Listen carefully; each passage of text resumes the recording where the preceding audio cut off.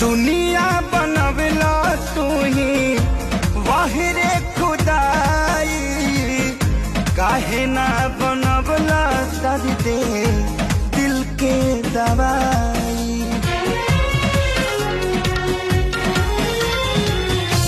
दुनिया बनवला तू ही वाहिरे खुदाई, काहे ना बनवला दर्द दिल के दवाई।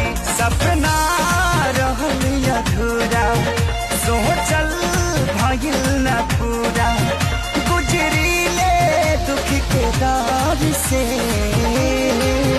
बस ये तने कदाए राम जी दिल लगे नया बुके हुआ से।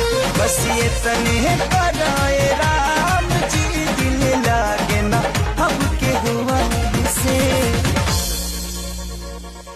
दुनिया बनवला तू ही वाहिरे खुदाई, काहे ना बनवला दर्द दिल के दवाई।